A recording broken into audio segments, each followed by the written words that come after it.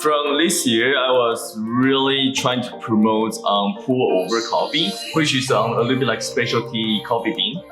Because I find this is like really popular in my country and in Japan. So the interesting part is the different shape. The different shape inside will control the different water flow.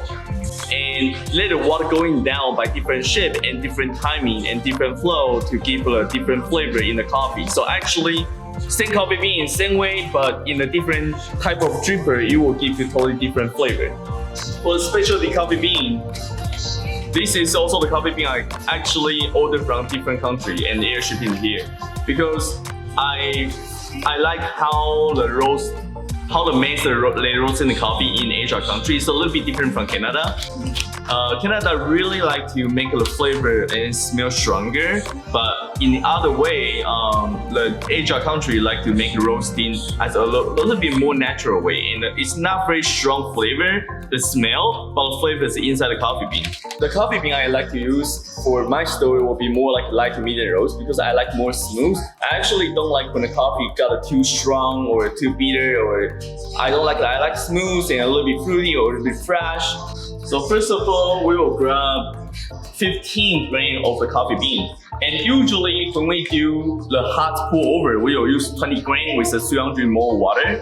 But in a cold one, because we have to consider about the ice and watery, so we will use a little bit less, and we use a 15 grains to grab 150 the coffee.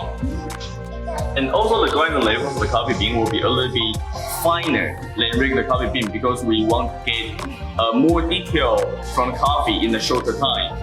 For the temperature, usually for light roast, I will use 90 to 92, but for the cold one, I will be use a little bit even higher temperature to get more higher extract duration.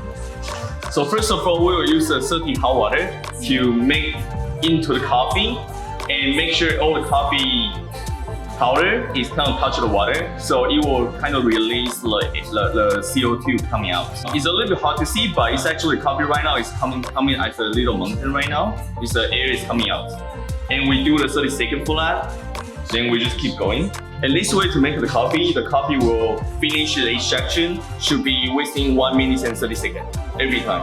The last important is we use shake process to make the drinks to actually make the air go into the drinks will make a little bit creamier. That's why there's a lot of foam on the top. And that foam will actually reduce the bitterness. It's also always interesting to explain this one is actually Americano.